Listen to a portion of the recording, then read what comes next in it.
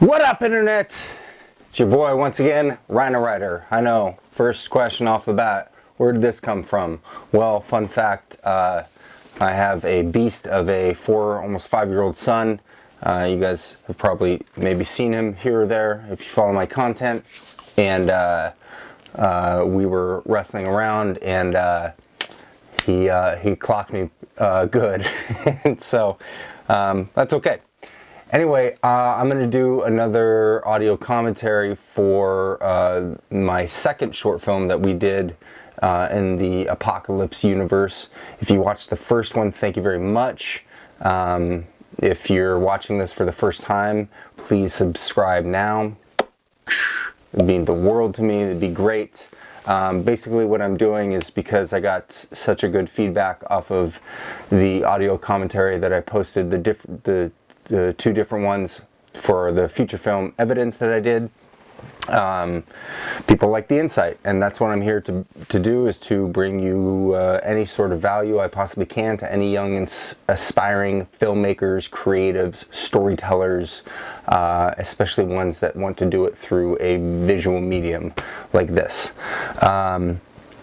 So this is another prequel story for one of my characters for the screenplay / graphic novel that I wrote that's being created right now. The first one we did was The Hooker, and this one is The Drunk. Little backstory about this. This was my first time. There's only one actor in it, really.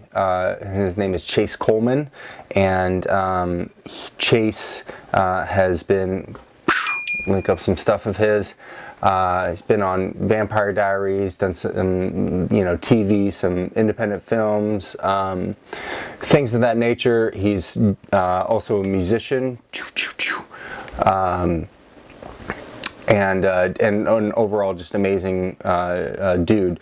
The original idea I had for this character when I first wrote the screenplay, before talking with Chase, was kind of more of a businessman, kind of a douchebag 9-to-5er who gets drunk and cheats on his wife. But when I met Chase and we started jamming, and asked him how he'd like to, or what type of character he'd like to portray, he wanted to do, or came up with the idea of doing basically like a rock star. And I fell in love with that idea, and I said, yeah, let's do like Brandon Lee in The Crow. And so you'll see when you watch this video, or if you've seen the short film in the past, we went very much The Crow in terms of costume and stuff like that. And I also wanted to, well, let's just get into it. What do you say? Okay? I'll hit play. Oops, let me mute it. Okay. So for each one of these, I really wanted to try a different style for each one. I didn't want to, I don't even really fully know what my style is in terms of as a director. So I tried something a little different. So it's a lot slower paced. This one was a tough one in the edit. So I just fell in love with the idea. Basically, what I wanted to do, we shot this in my backyard, and we had this truck. And I had the idea of, I never want to leave the truck. Like, let's keep it all in the truck. And you'll see we kind of pretty much stick to that. And it's just Chase in the whole thing. And so we would run camera for like 5, 6, 7 minute long takes. And I just really fell in love with how committed he was to it. And his, there's no talking, so it's just all in his look. I think he's gorgeous, beautiful. So what I was getting to is that the edit was the hardest part of this, because like the first version was like 14 minutes, and then I kept trimming it down. This is the final version I decided to stick with. I do not think it's the best one. However, I'm still really proud of it. So basically the whole story behind it is, you can see that Chase has a head wound. We cut to the hatchet right there, and then you saw that body out front. This is after the rapture. The drunk has been wandering the world and came upon this guy in a truck who happened to have a bunch of booze in there, and so he killed him, and now is basically just trying to ride out the rest of the days by numbing the pain by just drinking all day every day. Chase really identified with the character. He really got it. I think he really nailed the performance. That's Josh, by the way, as the body. None of this was real booze, by the way.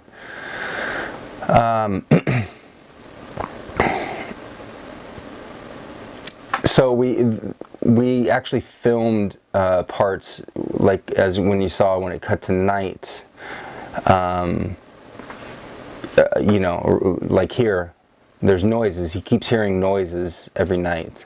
And now, when you see the graphic novel, or read the graphic novel, or see the film, you'll see that along with the 8 strangers, there's also a dog that's a central character, and everybody just kind of keeps it locked down in the basement. Well, the drunk develops a relationship with the dog because he basically has a really hard time developing relationships with humans, and so develops one with the dog instead.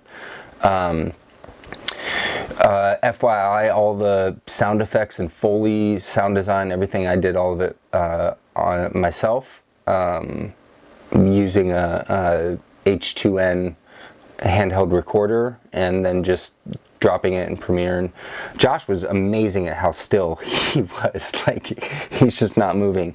So now we see the drunk beginning to, I wanted to kind of have him start to hallucinate and start to you know, imagine things that weren't there, a la Edgar Allan Poe's the beating heart, right? Or ticking clock, or whatever that is. I'll figure it out. But and so, okay, so here, that's Gatorade, by the way, with sugar on the rim. But here, I just want to commend Chase for owning it and just like literally chugging this entire thing. I told him he didn't have to, but he just fully committed. I know I cut away in between there, but I promise you, that's all one take, all one shot. And I really like the desperation of, you know, we've shown him he's running out of beer, he's running out of booze, whiskey, whatever, that he is now resorted to, just to get that buzz, or to calm the nerves, to chugging mouthwash, which has alcohol in it. I think there's some scary elements to this, like this scene in particular. I think, and it's almost over. See, it's quick. So now here we actually did film having my dog come up at the end, and that was kind of going to be the reveal of what was making those noises. But again, the edit just, it didn't work. The dog didn't. It just didn't work. And so I chose to leave it kind of open-ended and end it kind of Twilight Zone-y, kind of, yeah, like Twilight Zone-y, like pulp, horror things of like the unknown, what's there, and especially when this music plays at the end. Right here, it's kind of, John Carpentry, if you will. I don't know. This is just a good case example of how things can really just change. I didn't have a script at all, really, for this. I was just so passionate about the idea of working with Chase and showing this character, and that's why we would do these like 5-minute long takes and stuff, and I was just I fell in love with his performance, and again, there are no words, but I think the visuals tell the narrative I hope people get it or understand it. Again, it's probably, of the 3 apocalypse short films that I've done, I think this one is the weakest. But I'm okay with that because I like that I chose a direction and just went for it. And the direction was, I want the camera in the truck, like, and you know, mystery and that whole thing, and Chase did a phenomenal job. He's a really good dude. So that's it. If you enjoyed watching this, leave a comment if you learned anything, or if you have any further questions, because I'll read every single one of them and I'll respond to them.